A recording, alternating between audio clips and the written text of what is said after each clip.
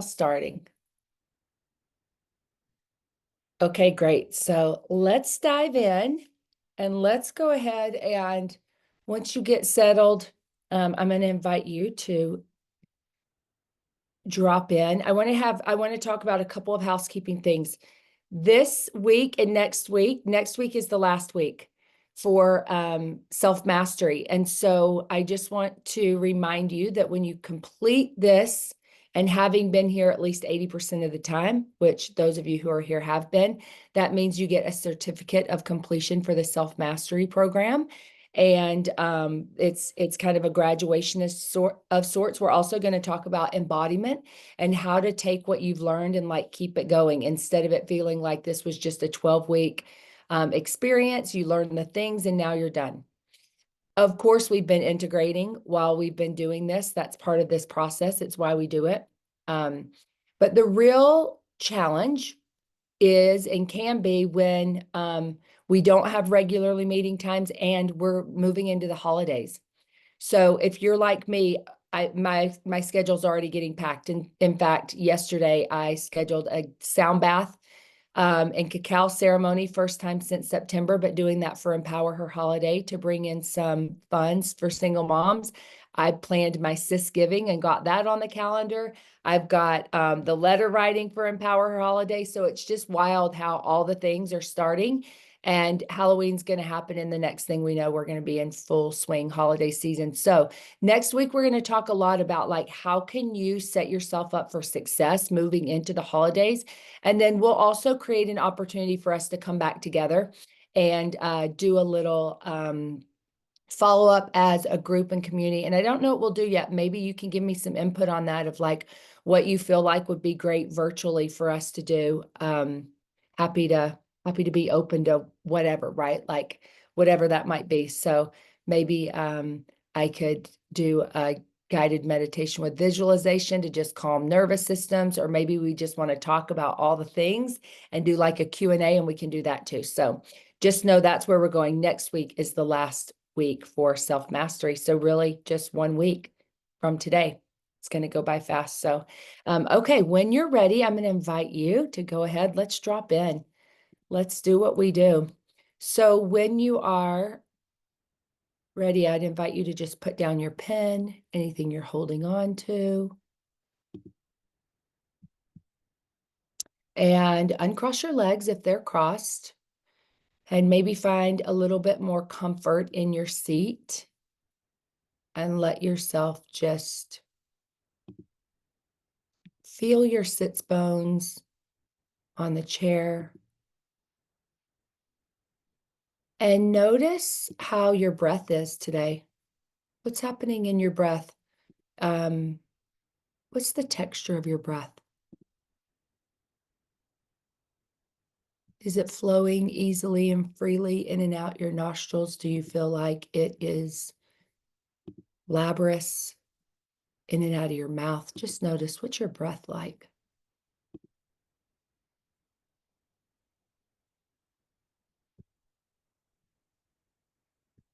And as you continue to breathe, I invite you to do a body scan, becoming aware of what your physical body feels like today, right now, this moment.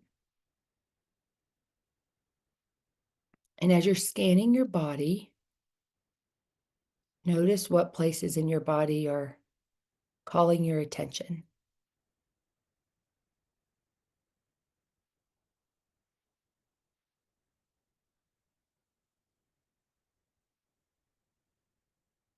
And on a scale of 0 to 10, 10 being no pain at all, no sensation in your body other than just blissful feeling. And a 0 would be that there's some pain, discomfort, maybe more than normal. Just notice, where are you physically today?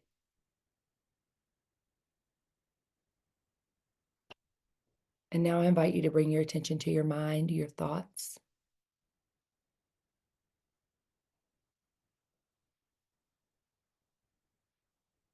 Notice how much is going on in your mind. Does it feel calm? Does it feel peaceful? Which would be a 10. Or are you feeling racing thoughts?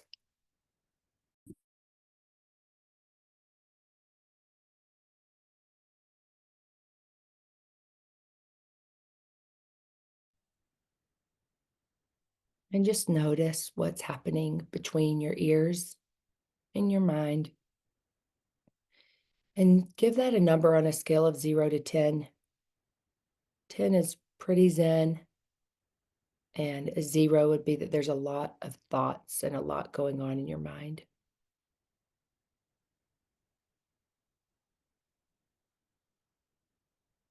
And now I invite you to move to your emotional body.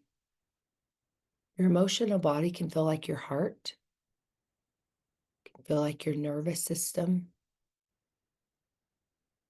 See if you can find the texture, what's happening emotionally in your body.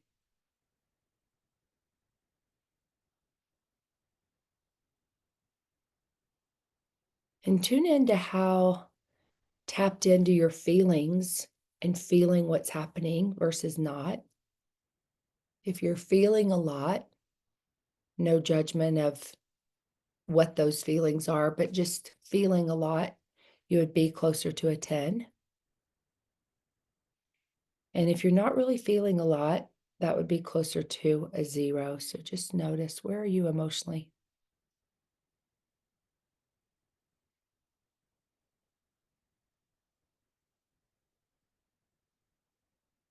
And now move your attention to your spiritual body, the seat of your soul, and find that place that you like to go within to connect to your soul, your spiritual body.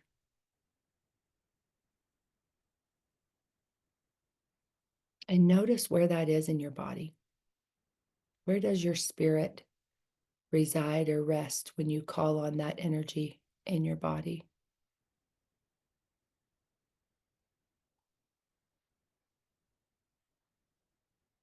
And thinking about your intuition, hearing that intuition, how dialed in or loud is that voice or not? On a scale of 0 to 10, 10 would be that you're hearing that pretty loudly, very easy to access.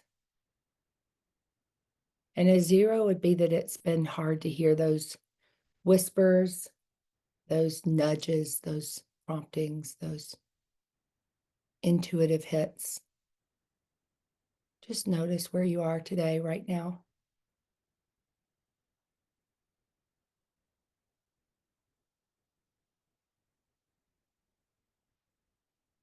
And now become aware of the relationships, the people in your life, people you live with, the people you do life with, and your family. And notice how connected or disconnected are you to these relationships? How deep are they versus surface? And a 10 would be that you're feeling really connected and nourished, even inspired by these relationships. And a 0 would be that you're feeling pretty disconnected, maybe reclusive or withdrawn. Just notice what that number is.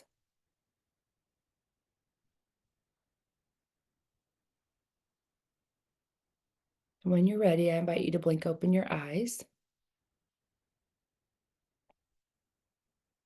And you can write this down with pen and paper, or you can type it in the chat, whatever feels good to you.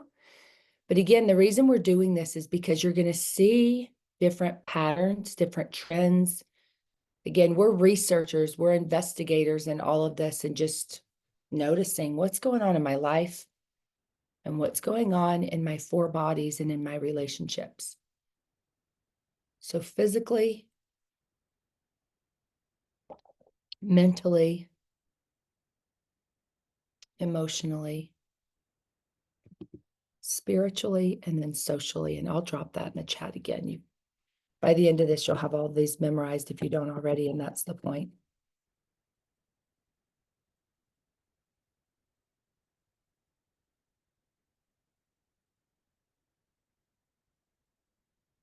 All right. So again, we've got, I love it, Courtney Brown. She's on it.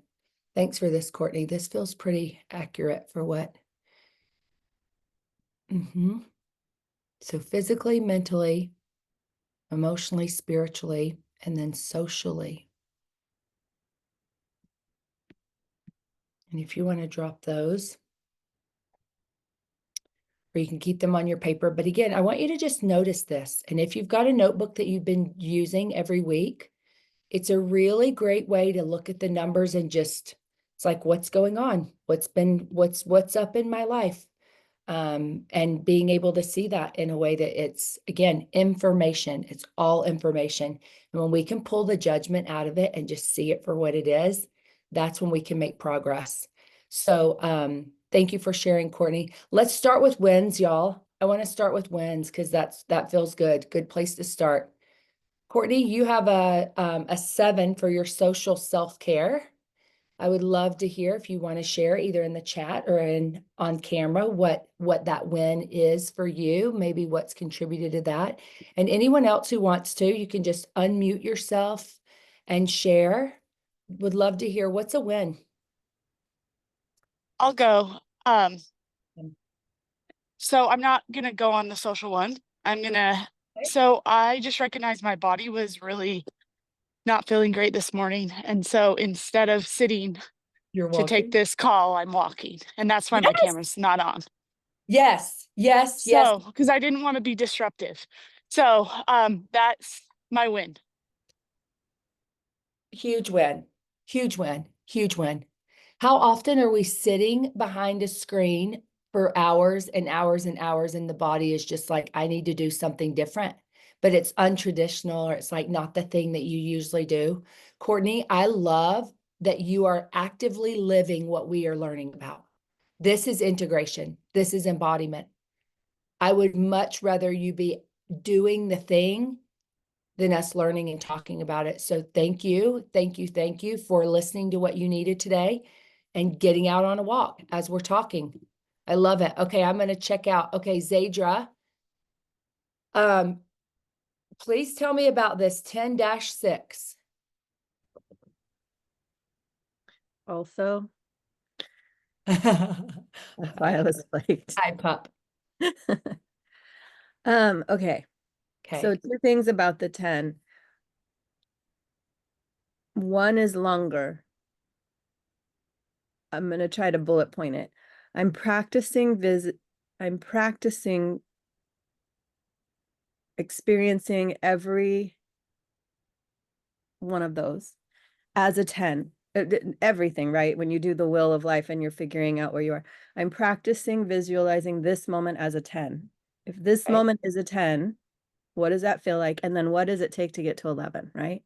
Because I'm practicing checking in with myself and not looking for what's wrong, but accepting in this moment. So that, but I am not practicing it. I'm very new to it. So when I thought about relationships, I thought about the gamut of people in my life. And I thought about, okay, well, if this moment is a 10, what does that feel like? And I really stepped into feeling this moment as a 10 and thought about all of my relationships.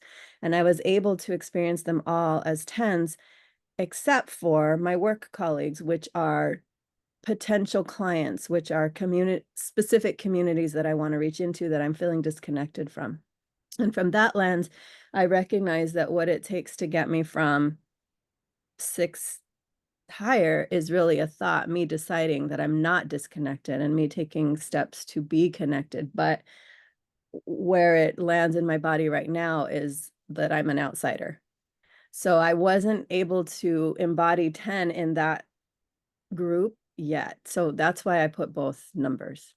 Okay. Thank you for sharing that. I love it. I love the complexity and like the detail that you're going into this, of being able to recognize that you are powerful enough to create the 10, right? With your story around the relationships that you're in. And you notice there are things that you could do, take action, right? To deepen those relationships or connections. Beautiful. Thank you for sharing that. Carly, you want to share your win? You got a couple of options. Okay. Yes, let me pull mine up. So I have emotional and social as my wins. And I don't know, I think it was when you just said like something about Zen to whatever. I'm like, I'm actually pretty high up there. And so I feel like it's one of those things where like I didn't do anything out of the norm, just the way life is lately. And I'm happy for that reflection this morning to realize that, yeah, I'm actually doing pretty good there. Um, so that's my win. And then the social one is one that I actually have reflected on more lately. And that is just that my friend group looks so different than it did like a year ago. And it's a lot smaller, but Mm. there's such more meaningful relationships and friendships. And, just the quality time that I do get lately, it is just charging me up. It's so good. And it just looks so different, but it's so good. So that's a win for me. So That is a win. Congrats. thank You you. know, two things I want to point out here. Sometimes when things are good, you just ride that wave. It's like, oh my gosh, thank you. Like those waves, right? It's like life is like, here it comes, the build up, the crash. And there's Mhm. not a lot of, there's not a lot of length of time where it's just feels like it's good, right? It Yeah. feels like we're working to get to that, or we're in the depth, right? It's like this roller coaster, this wave. And so to just be able to be in that for a moment and just say, you know what, in this moment right now, I'm going to just savor this because Yeah. so I love that. And I'm so happy for you to be able to do that. And then how many of us can relate to this social piece where as we are on this path of personal growth and development and we choose to, show up differently for ourselves, it also has a ripple effect or has an influence on who we want to spend time with. This one's huge for me right now. Yesterday, Courtney Brown did my birthday astrology reading. By the way, if you have not had her do it, it is so thorough. It was 90 minutes. She had 4 different charts of mine on. I took 7 pages of notes, which she records the whole thing, sends it to you, all the things. But you know what's so up is it's relationships, and it's really, really getting like dialed in to who I'm spending my time with, where I'm spending my time, being very intentional. And I've already started to feel this shifting happening, this sifting, if you will, right? It's like this sifting, and it's tricky to navigate, right? It's like, because what happens for me is I go into judgment. I go into like, I want to stack up all the evidence why this person isn't the best person for me to spend my time with. And then I start to feel critical and judgmental. And it's like, it's an icky thing and I don't love it. So then I got to pull back and go, okay, there's preference. I don't have to judge anyone, but there's just like preference for how I want to spend my time. And what I've realized is it's about me taking the reins a lot in this phase. It's like, okay, I'm going to choose what I want to do. I will invite people to come and they can join me or not. Whereas I feel like in a lot of these relationships, I get invited in and then it becomes whatever vibe and energy or experience they want. And so navigating this thing of like being proactive and what do I want to experience versus not. And then I'm finding that I'm alone sometimes. And it's okay.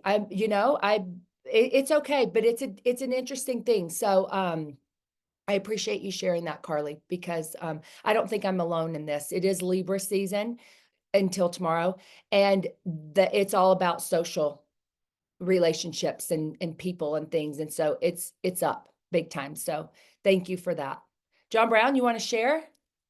Sure. During the meditation, when you talked about feeling into your body, into where your spirit lies, that felt fairly easy for me to get to. Of like, okay, and I felt it very much in my heart center of like that's where I like to live, and it felt like okay, all right.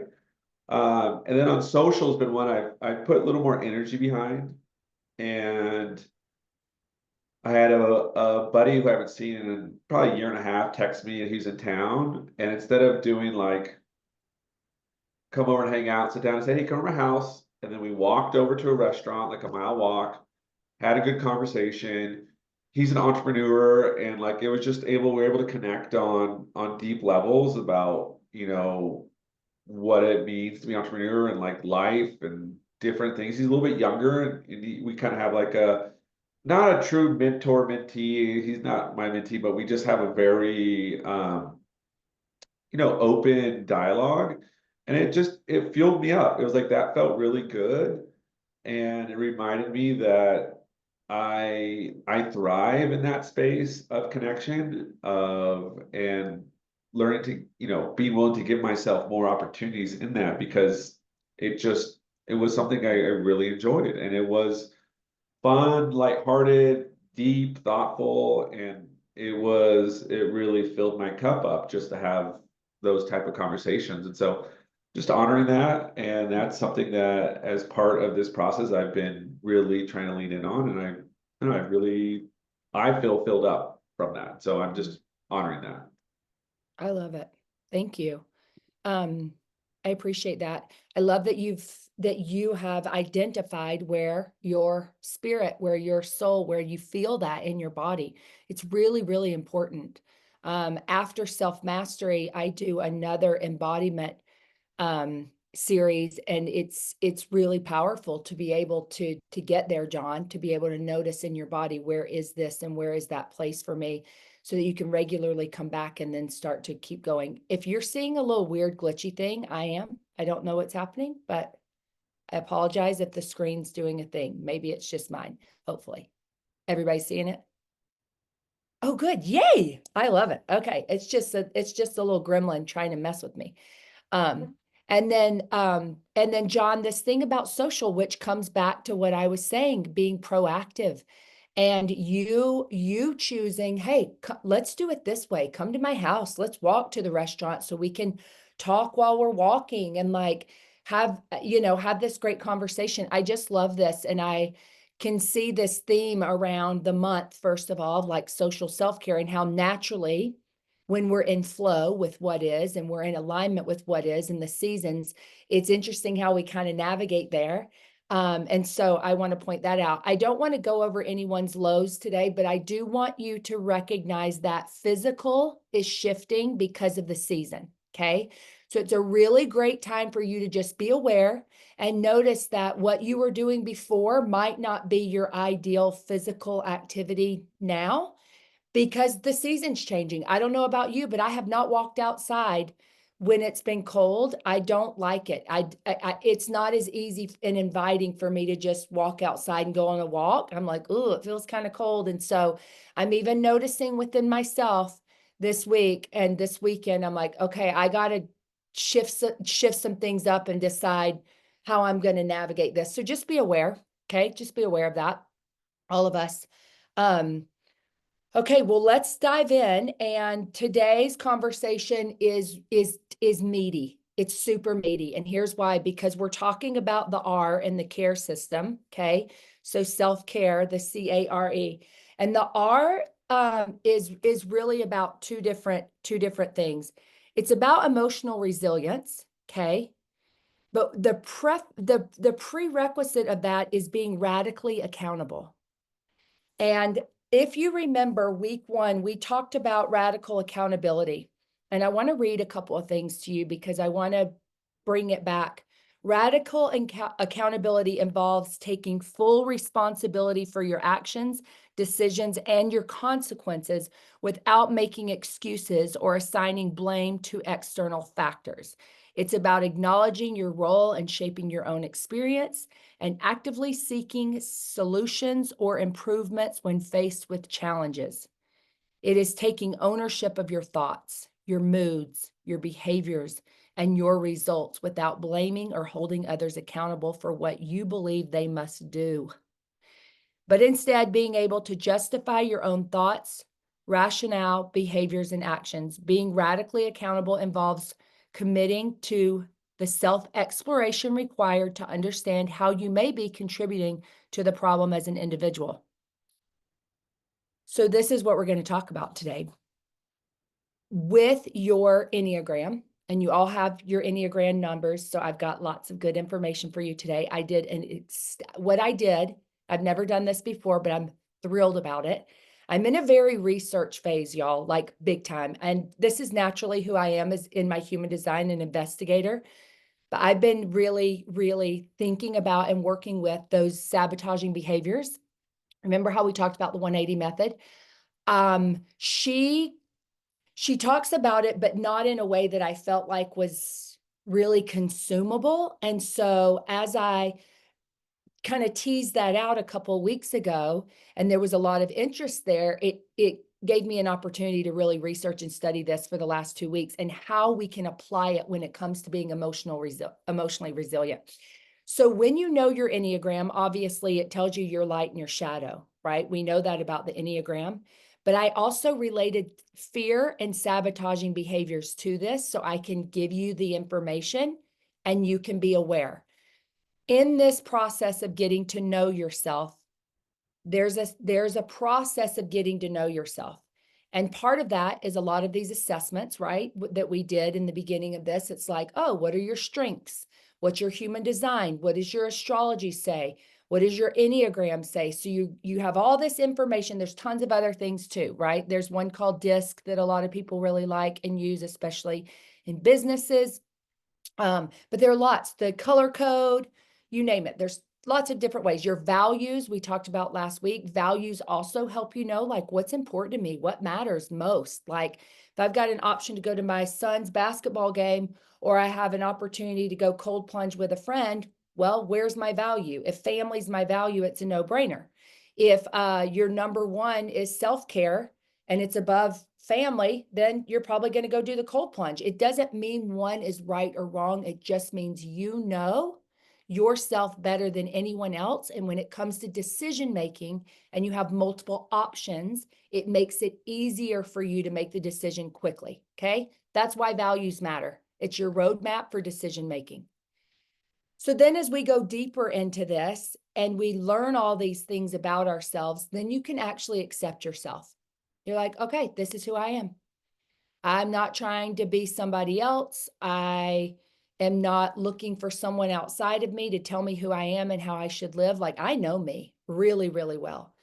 And so part of knowing ourselves is knowing the shadow. It's knowing the things that trip us up. It's knowing the sabotaging behaviors or the things that we do that you're like, oh gosh, I'm doing that.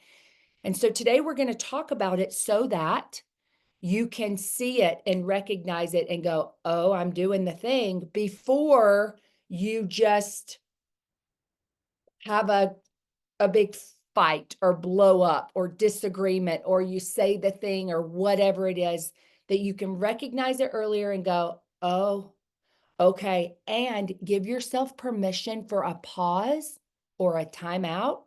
I was listening to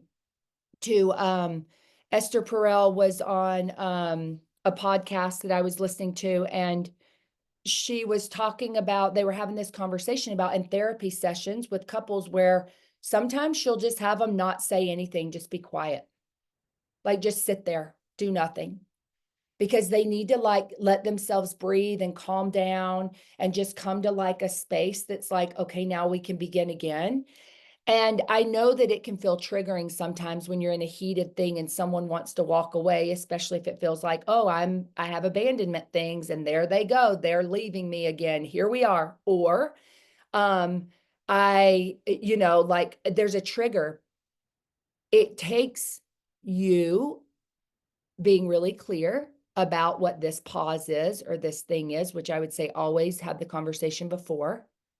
Like, hey, if it starts to get heated, but instead of just walking away with nothing or not saying anything. But the point is that there are times that we need to come back to that snap process, which is just stop and notice what's going on in my body. Is my heart racing? Am I breathing fast? Am I feeling anxious? Just stop and pause. Just notice what is going on. Just notice. And that is huge, because when you are in a moment of being triggered, it's very hard to even just stop. So that just that basic thing of just stopping for a moment, even if you're ready to say something or you're ready to respond or react, just stop. So if you don't remember anything from today's call, except for just stop when you start to feel yourself being triggered, just stop.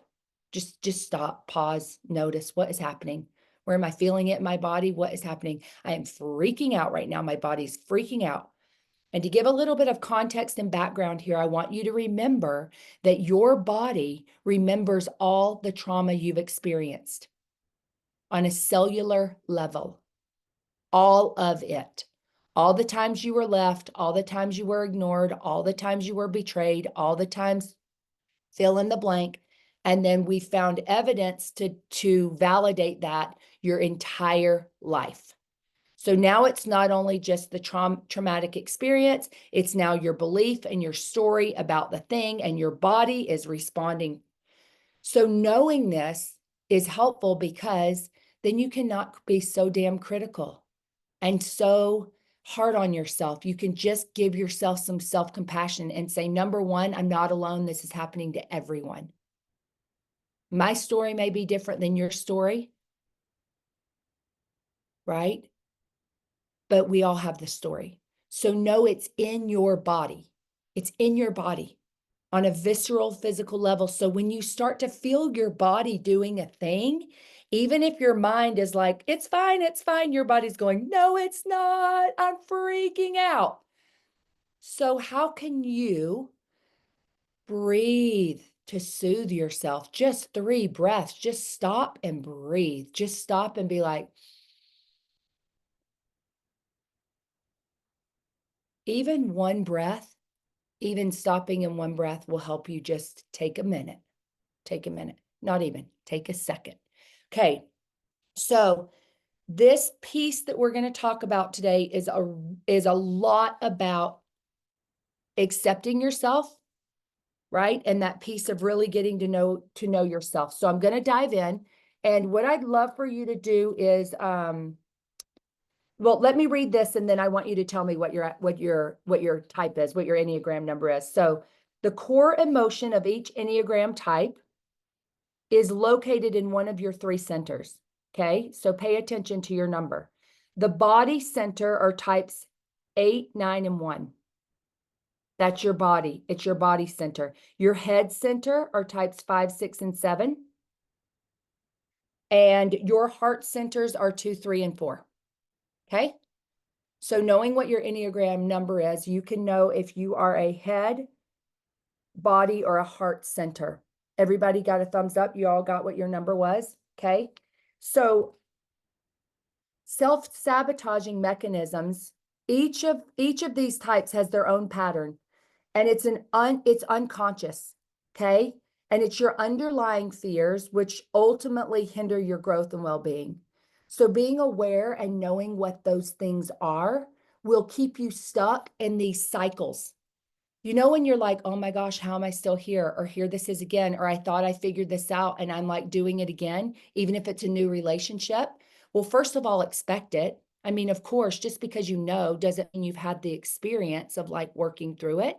So when new people come into your life and you're like, oh gosh, here it is again, expect it. This is also why in relationships, coming back to social self-care, if you can practice showing up for yourself instead of just Xing out those relationships, especially if you've already built some background or some trust, start to practice these new things in those containers that are already established, because getting rid of one friendship and bringing in another it's not going to take that away. You're not going to be like, oh, I've figured it out now.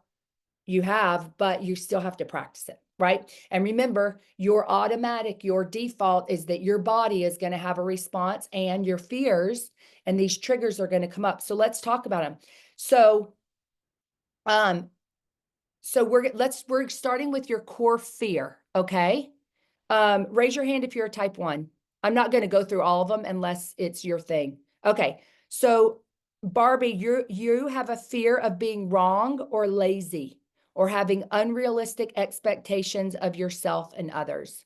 So that is a thing that you can check yourself on and go, okay, I know my underlying fear as an Enneagram 1 is that I might be wrong or lazy. I'm not doing enough, right? There's a whole thing about laziness, which really goes deep into worthiness, okay, if we want to really get to the core of it. But knowing that you have these unrealistic expectations of not only yourself, but others is a really great thing to have, because you can check yourself on it. And when you're in that criticism, you can just pull back and go, oh, here I am in my fear. I'm doing the thing. But again, no judgment. You're just like, We all have it. We're about to see that everybody has their thing.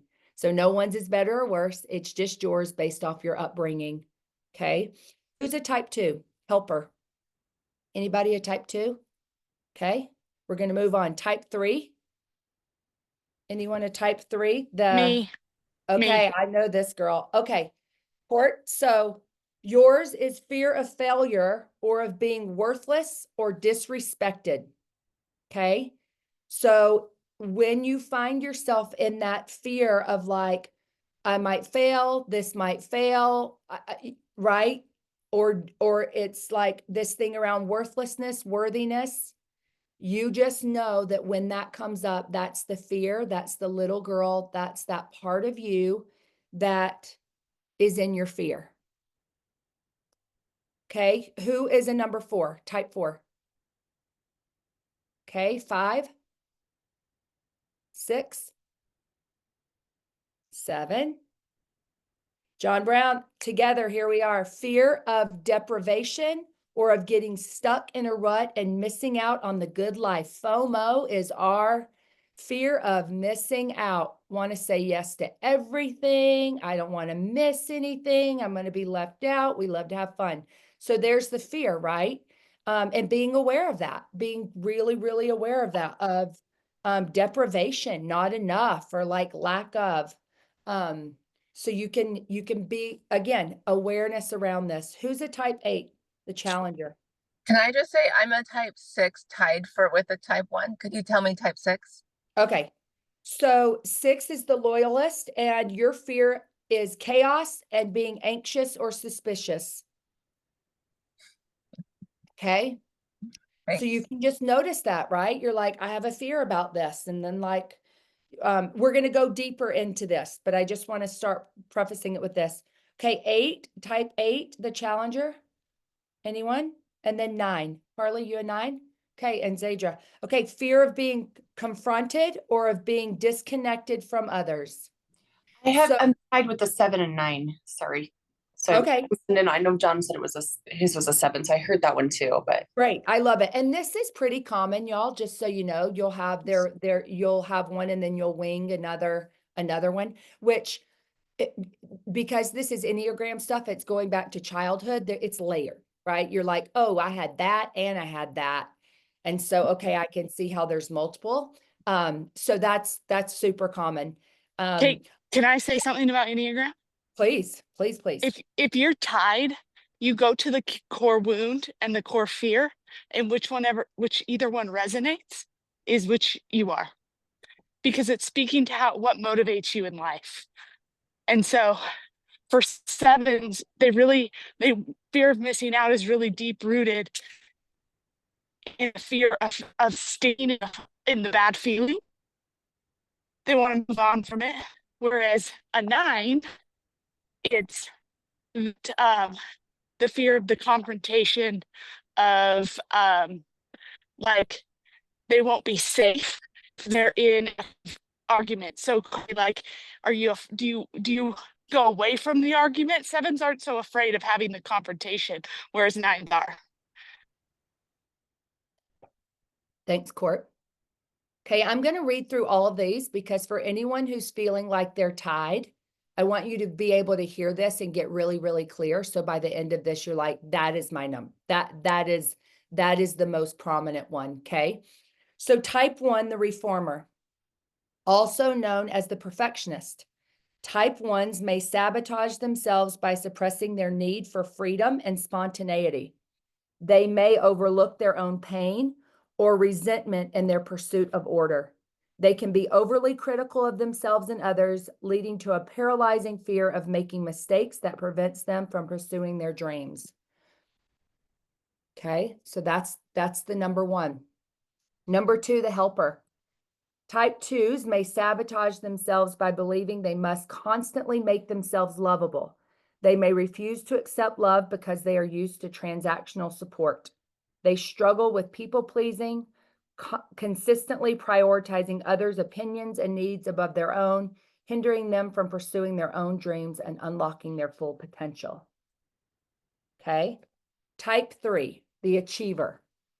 Type 3s may sabotage themselves by trying to make themselves more worthy and admirable by seeming more successful. They may forget who they are and what they want in pursuit of success. Type 3 grapples with an unhealthy performance mindset, basing self-worth on achievements and external validation, often at the cost of their mental health and relationships.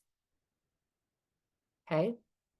Type 4, the individualist. Type 4s may sabotage themselves by gaslighting themselves on social situations. They may focus on why they're different from others, which can make them feel uncomfortable and avoid socializing. Type 4 contends with feelings of shame and being deeply flawed. This leads to self-pity that prevents them from taking risks and pursuing their dreams wholeheartedly. Okay. Number 5, did we have any 5s? I'm going to skip the 5. Let's go to the 6, the loyalist. Unbalanced type 6 can be their own worst enemy, destroying relationships and creating unnecessary drama. They deal with anxiety and chaotic second guessing, making it difficult to take risks that are critical for goals that they're pursuing.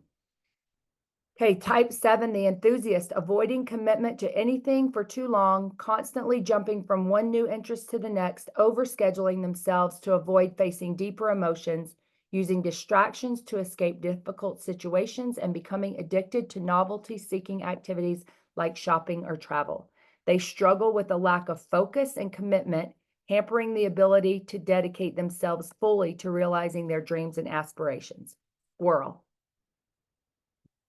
The challenger, engaging in reckless or impulsive behavior to feel powerful, dominating conversations and relationships, pushing people away with aggression and bluntness, taking unnecessary risks to prove their strength, and isolating themselves when feeling vulnerable.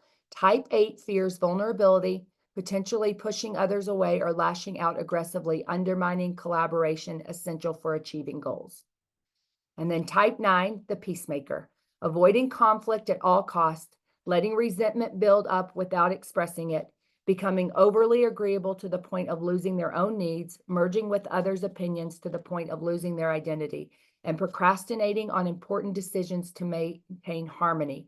Type 9 often avoids conflict by agreeing with others, repressing their personal dreams and desires, and blocking the actualization of their full potential. So self-sabotaging behavior can be caused by a lack of self-esteem, right? Or childhood trauma, which can lead to feelings of worthlessness and incompetence.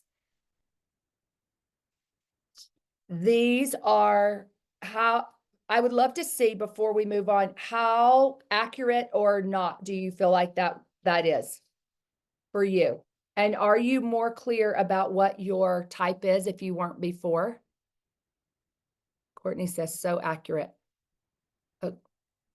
Did you feel seen? I mean, even in like the way of like, oh, don't say those things or see those things about me. I know you're like, oh, I do that.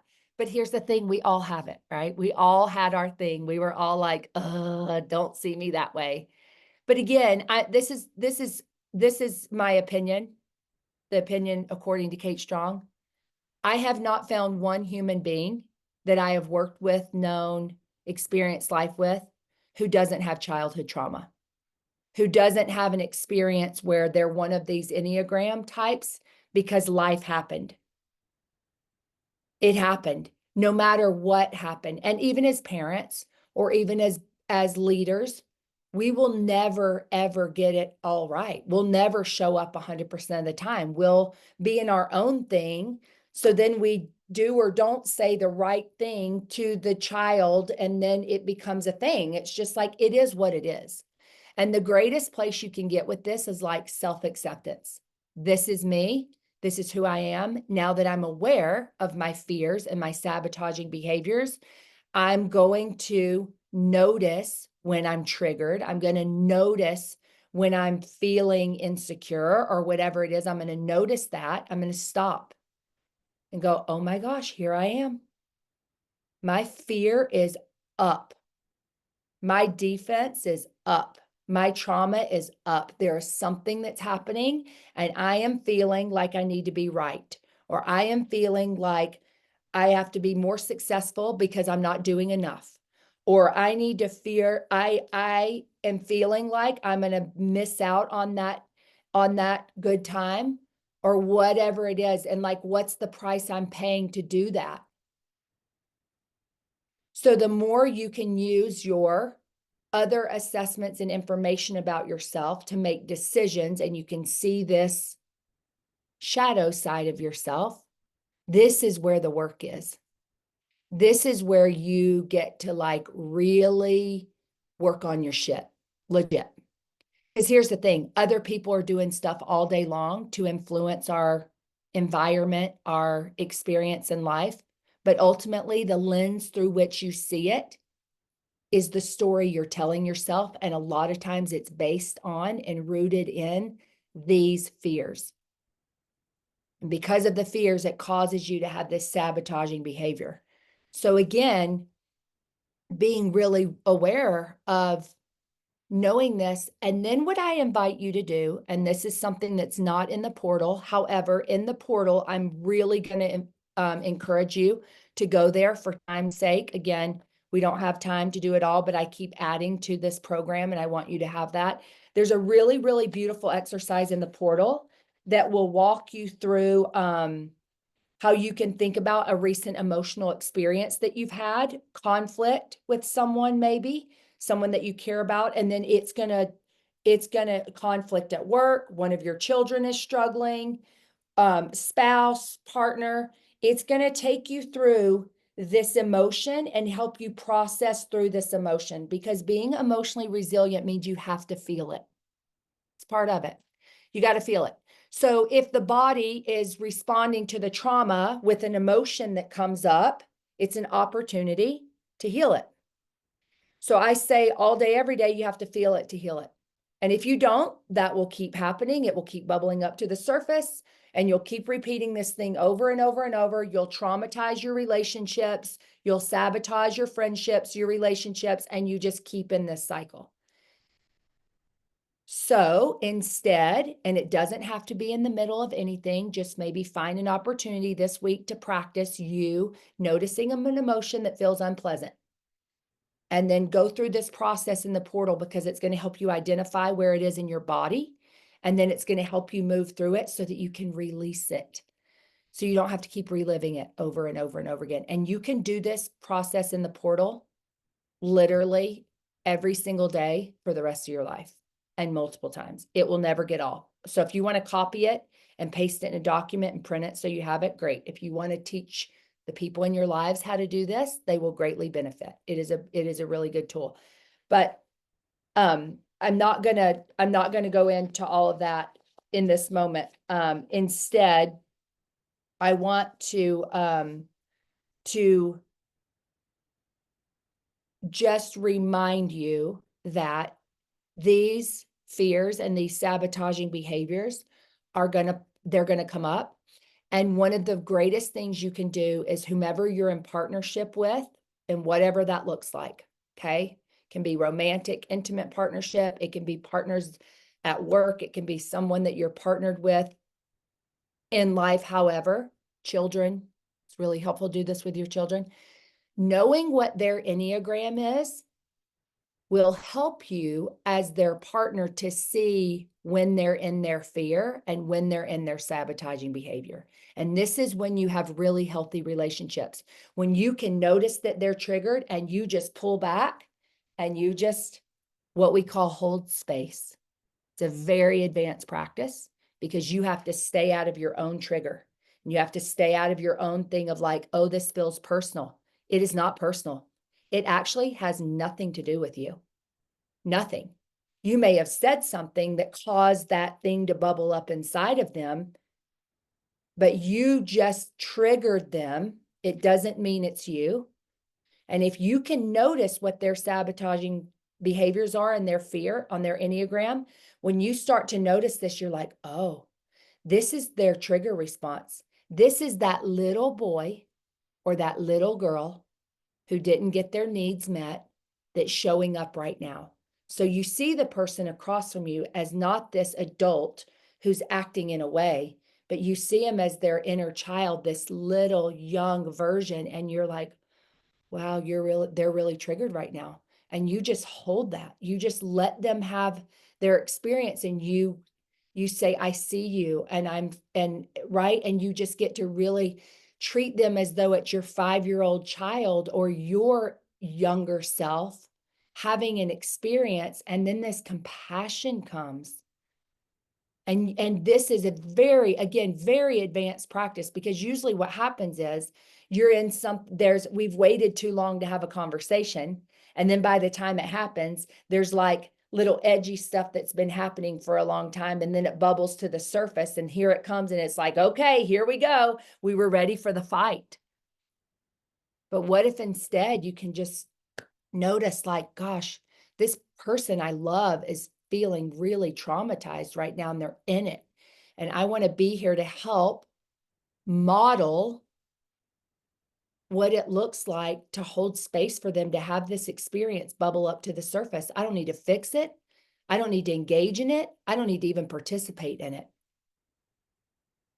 This is very advanced. I want to say this again, okay? Because when someone says something that feels personal, guess what happens? Your own stuff starts to bubble up. And they will always say the thing that's just right. It's just the thing. Oh, you always do this. Or, oh, here you are again in your bullshit. Or you're not respecting me, or whatever. Don't talk to me that way.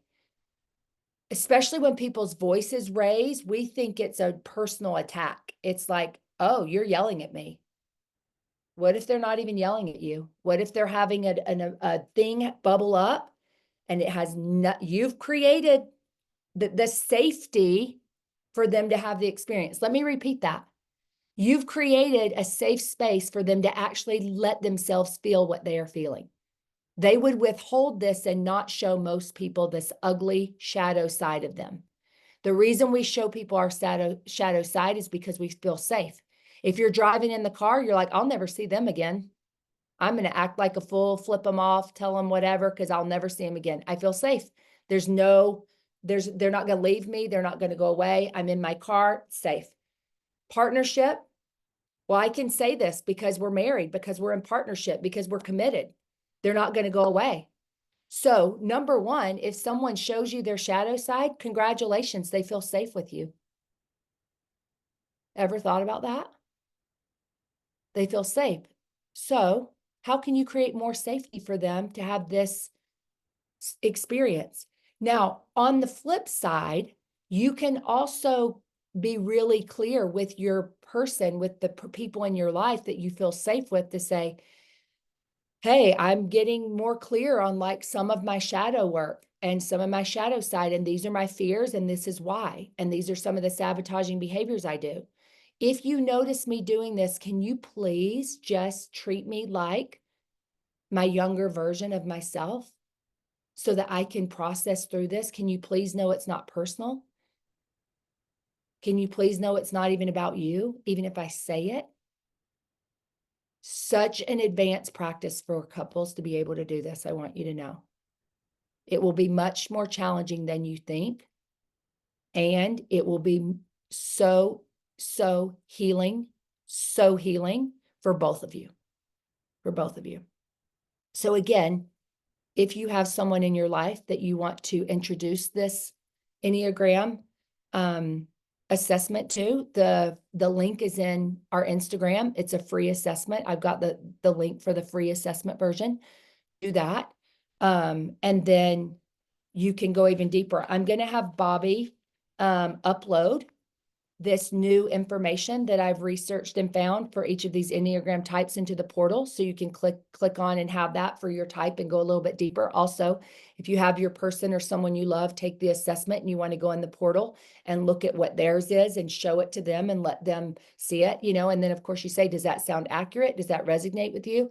And spend some time in this, and it will be really, really helpful. Before we go, we have 1 minute. Remember, next week, in 1 week, we are wrapping up self-mastery. We're going to talk about how to take this practice and embodiment into the next couple of months for the holidays and what's next. I also want you to know that I have locked in dates for self-mastery for 2025. We're going to start January 29th, and it's going to go until March. I think it's like March 12th or something. But it's going to be 12 weeks, which is the first week will be what we did, designing blueprints, and then we'll have the 10 modules that we'll go through, but we're going to have in between that week where we did our check-ins, that will just be a week for check-ins. So if you have a spouse or a partner who wants to, they get 25% off, okay, from you referring them. So that is an option. And the gift is for you back that anyone you have joined the self-mastery program in 2025, you get to join for free. It's just like the bonus that you get to come back and do it with them. So win-win-win all around. And again, this is just like something we keep doing over and over. It's never going to get old. Life, like we said, are the waves. And so you find yourself in it, and then you're like, oh yeah, reminders, this again, this again. So I invite you to continue and be part of this, because I love having you grow and evolve and learn with me. So any questions? I know if you need to hop off, you can. Any questions about this, these fears, these sabotaging behaviors? Okay. Be gentle with yourself, okay? This is like a new awareness. You haven't perfected it. Sometimes we think because we now know better, you're like, oh, I should be able to do this. But I want to tell you, you're going to be in it and you're going to get triggered and you're going to be like, oh my gosh, Kate said this would happen. I'm trying to be cool because I just want to hold space, but I'm mad too. Okay, great. Just you noticed that this is harder than you thought it would be, right? It's like, okay. And then take the pause, take the stop, and then you get to come back and like notice that in yourself. And it's a really healthy way to reflect back to someone. Hey, I just noticed I was in my fear. Like I have this deep fear of like that this will play out. I thought I'd be over this by now, or I've been working on this for so long, but it still pops up, or whatever. But it gives you some context and some information in this kind of like shadow, self-sabotaging fear behavior that you have. And it's good to know that, because we all have something. So, okay. Thank you for today and this emotional resilience. I'm cheering you on, and we'll drop some of these things in the portal, and I will see you for our final session next Tuesday. Okay. Bye, everyone. Thank you.